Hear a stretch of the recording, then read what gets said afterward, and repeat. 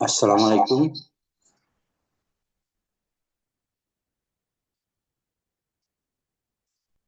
আশা করি আপনারা সবাই ভালো আছেন। আমি professor doctor Mohammad Mehedi Hasan Khan, biochemistry and chemistry. বর্তমানে আমি চেয়ারম্যান হিসেবে আছি, ডিন ছিলাম এটা বায়োটেকনোলজি ইঞ্জিনিয়ারিং 9 বছর। তো আজকে যে বিষয়টা আমরা আলোচনা করব, যে সিলেট কৃষি বিশ্ববিদ্যালয়ে এমএস গ্রীষ্মকালীন 2026 এপ্রিল সেপ্টেম্বর 2026 সেমিস্টারে এমএস এর ভর্তি বিজ্ঞপ্তি। আগে আমাদের সিলেট কৃষি বিশ্ববিদ্যালয়ে এমএস ভর্তি হইতো জানুয়ারি, জুন, জুলাই, ডিসেম্বর সেমিস্টার। আর গত বছর থেকে আমাদের নতুন চালু হয়েছে যে গ্রীষ্মকালীন এবং শীতকালীন। গ্রীষ্মকালীন হলো এপ্রিল সেপ্টেম্বর 2026। এবার নতুন এক ব্যাচ হচ্ছে, এটা এবারই প্রথম এই এপ্রিল সেপ্টেম্বর সেশন। সেজন্যই আসলে আমার এই ভিডিওটা করা।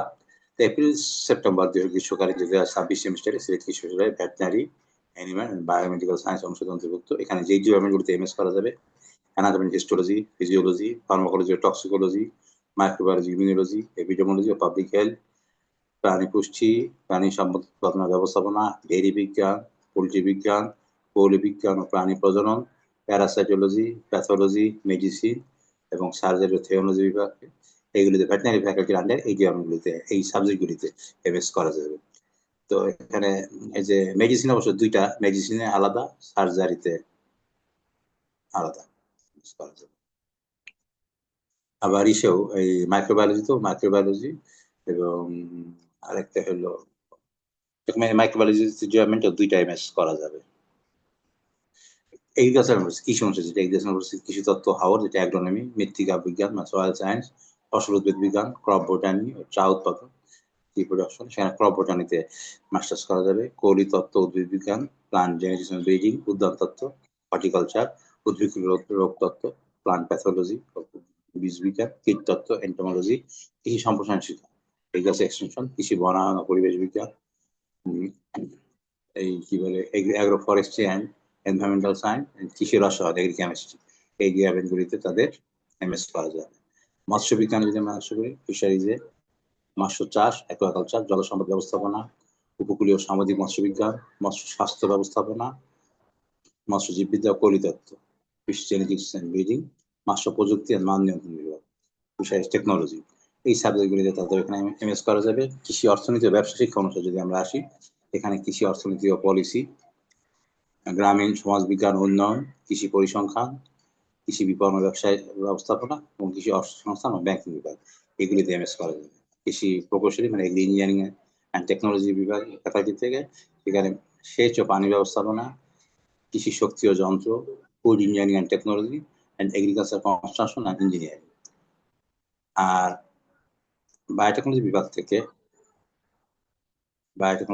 থেকে এমএস করা যাবে হলো মলিকুলার বায়োলজি ও genetic engineering, plant and environmental biotechnology, animal and fish biotechnology, pharmaceutical industrial biotechnology, microbial biotechnology এবং বায়োকেমিস্ট্রি এবং কেমিস্ট্রি বিভাগে 3 সেমিস্টারে 18 মাস মেয়াদি এমএস এ ভর্তি করা যাবে। তবে এখানে একটু আছে, এই যে যদি আমাদের ডিপার্টমেন্টের নাম হলো বায়োকেমিস্ট্রি এন্ড কেমিস্ট্রি, কিন্তু এমএস করা হবে যাবে শুধুমাত্র বায়োকেমিস্ট্রি। তো এখানে যে যে যোগ্যতাগুলো জানা লাগবে, যে আমাদের আসলে কি পাস করা লাগবে, যে এই সাবজেক্টগুলি তার থাকতে হবে: ভেটেরিনারি, বায়োমেডিকেল সায়েন্স, অথবা এগ্রিকালচার, অথবা ফিশারিজ, অথবা এগ্রি ইকোনমিক্স, এগ্রি ইঞ্জিনিয়ারিং অথবা বায়োটেক, এই সাবজেক্টগুলি কিন্তু তার পাস করার জন্য হবে। এই জন্য সিলেট কৃষি বিশ্ববিদ্যালয় যদি হয় তাহলে ভালো, ডিবিএম, বিএসসি,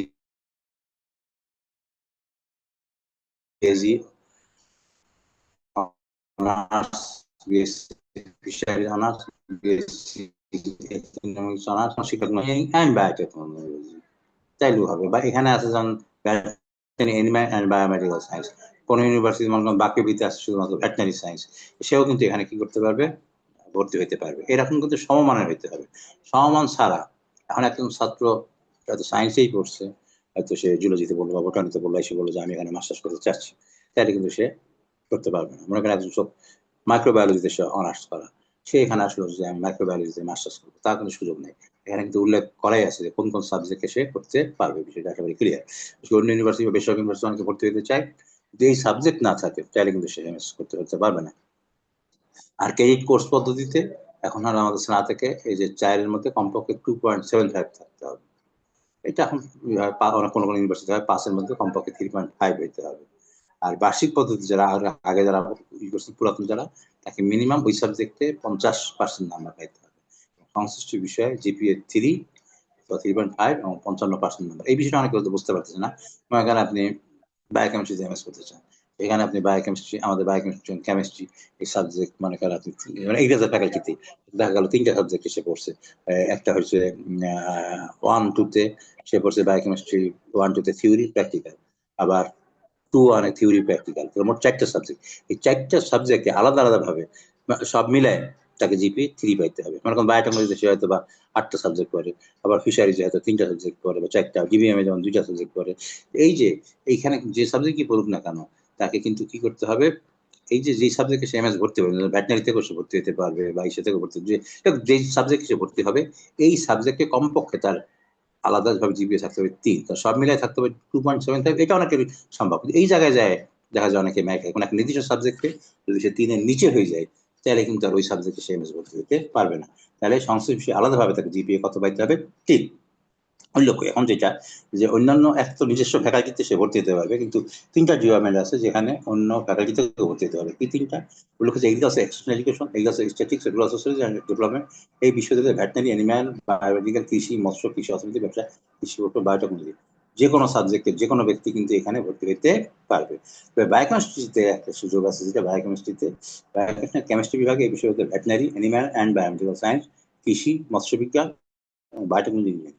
4টা অনুষদ থেকে যদি পাস, যে কোনো স্নাতক ডিগ্রিতে অথবা অন্য বিষয়ে সমমানের ডিগ্রিতে কমপক্ষে 3 ক্রেডিট ঘন্টা, 3 ক্রেডিট পাস করছে এই সাবজেক্টগুলিতে, তাহলেই কিন্তু সে বায়োকেমিস্ট্রিতে কি করতে পারবে? এমএস করতে পারবে। এটা কিন্তু অন্য সাবজেক্টে, যেমন মনে করেন একটা লোক সে বায়োটেকনোলজিতে পাস, কিন্তু সে যেগুলো আমি জেনেটিক্সে এমএস করবো, তা কিন্তু করতে পারবে না। সব হলো নিজস্ব ফ্যাকাল্টি, নিজস্ব ফ্যাকাল্টির বাইরে শুধুমাত্র 3টা subject: agriculture education extension, agriculture statistics and sociology and development বিভাগ। এই আরেকটা হলো কোনটা? যে বায়োকেমিস্ট্রি। এই বায়োকেমিস্ট্রি তো তাও সব ফ্যাকাল্টি পারবে না। এখন এগ্রি ইকোনমিক্স তো আগে থেকেই পারতো না, এগ্রি ইঞ্জিনিয়ারিং এখন আর এই সাবজেক্ট পড়ানো হচ্ছে না, আগের সময় পড়ানো হইতো, তখন তারা পারতো। এখন আর যেহেতু লেখাপড়া থেকে বাইরে হয়ে গেছে, এখন আর পড়ানো যাচ্ছে না। এই হলো ভর্তির শিক্ষাগত যোগ্যতা। এখন কি করতে হবে? এখন হলো যে চাকরি যদি প্রার্থী হয়, স্ব নিয়োগকর্তার নিকট থেকে অধ্যয়নকালীন ক্লাস, যোগদান এবং শিক্ষা কার্যক্রম যথাযথ সম্পন্নের জন্য 3 সেমিস্টার ব্যাপী ছুটি প্রদান করতে হবে। এই মর্মে প্রত্যয়নপত্র অভিযোগ এটা লাগবে। আমাদের অনেকে বেসরকারি চাকরি করে, এটা লাগবে কিনা? হ্যাঁ, চিঠি আপনার লাগবে, যে 18 মাস ব্যাপী কিন্তু কি ছুটি একটা চিঠি তাকে অফিস থেকে জোগাড় করতে হবে। ভর্তির তারিখ হতে 2 মাসের মধ্যে ছুটি চূড়ান্ত কাগজপত্র জমা দিতে হবে, অন্যথায় ভর্তি কি হবে? বাতিল বলে গণ্য হবে। আর এবার ভর্তি কাগজপত্র জমা দেওয়ার পরে বিভাগীয় একাডেমিক কমিটি কর্তৃক ভর্তি ইচ্ছুক ছাত্রছাত্রী কোন প্রতিষ্ঠানে চাকরিরত কিনা ইত্যাদি যাচাই বাছাই পূর্বক একাডেমিক যে কমিটি, সেই কমিটি এই যাচাই বাছাই সহ কাগজপত্র জমা দেবে। 3 হইলো সকল শিক্ষাগত যোগ্যতা সনদপত্র, প্রশংসাপত্র, নম্বরপত্র, গেট চিট, সত্যায়িত কপি এবং পাসপোর্ট সাইজের 2 কপি, স্ট্যাম্প সাইজের 2 কপি তোলা ছবি জমা দিতে হবে। অন্য শিক্ষা প্রতিষ্ঠান থেকে পাশকৃত শিক্ষার্থী এই বিষয়ে এমএস ভর্তি হতে ইচ্ছুক হলে সংশ্লিষ্ট শিক্ষার্থী তার পূর্বের শিক্ষা প্রতিষ্ঠানের মাইগ্রেশন সার্টিফিকেট জমা দিতে হবে। এটা অনেক সময় এটাই গুরুত্বপূর্ণ অন্য ইউনিভার্সিটি থেকে যারা আসবে তাদের জন্য। এখন হলো আমরা কিভাবে কি করব? বিশ্ববিদ্যালয়ে অর্থ হিসাব শাখা হতে নির্ধারিত রসিদ পূরণ করতে হিসাব নাম্বার 203 রূপালী ব্যাংক সিলেটে জমা দিয়ে তার ফর্ম কালেকশন করতে হবে। কত? 29 তারিখ থেকে 13 এপ্রিলের মধ্যে ফর্মটা কালেকশন করতে হবে।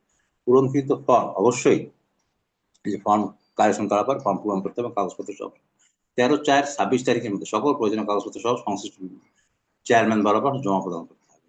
এরপরে চেয়ারম্যান কি করবেন? এরপরে ভর্তি শিক্ষার্থী আবেদনপত্র বিভাগের চেয়ারম্যান কর্তৃক একাডেমিক কমিটি, তারা একাডেমিক কমিটি মিটিং করবেন, সুপারিশ 16/4/26 তারিখের মধ্যে সচিব পোস্ট গ্রাজুয়েট স্ট্র্যাটেজিক বিভাগের মধ্যে প্রেরণ করবেন। ঠিক আছে? নির্বাচিত প্রার্থীগণকে আগামী 26 তারিখ সময় আমি যদি হয় চান্স পাই, ইয়ে যে ডিপার্টমেন্টের যে চেয়ারম্যান কিন্তু একাডেমিক কমিটি কিন্তু সুপারিশ করবে যে সে চান্স পাবে কি পাবে না। এরপর যদি চান্স পায়, সেই ক্ষেত্রে নির্বাচিত প্রার্থী 26 তারিখ থেকে 27 তারিখ পর্যন্ত সকাল 9টা থেকে বিকাল 4টা পর্যন্ত ভর্তির কার্যক্রম সম্পন্ন করবে। কেউ যদি ভুল তথ্য দেয়, অসম্পূর্ণ তথ্য, অস্পষ্ট আবেদন সরাসরি বাতিল করে দেবেন। ঠিক আছে? এই বিষয়গুলো কিন্তু আমাদের খেয়াল রাখতে হবে, যে আমাদেরকে ফর্ম তাহলে জমা নিতে হচ্ছে কয় তারিখে? 13 তারিখের মধ্যে ফর্ম নিতে হবে, ফর্ম পূরণ করতে হবে এবং গভর্নমেন্টে সোয়াবেজার ঠিক করে তাকে কি করতে হবে? ফর্মটা পূরণ করতে হবে। পরে চেয়ারম্যান এই মিটিংকে বিষয়। তো আশা করি যারা অন্য ইউনিভার্সিটির আপনারাও বুঝতে পারছেন যে কিভাবে আমাদের এখানে এমএস ভর্তি হওয়া যায়। যদি আরো কোনো প্রশ্ন থাকে কমেন্ট করুন। সবাইকে ধন্যবাদ। আসসালামু আলাইকুম।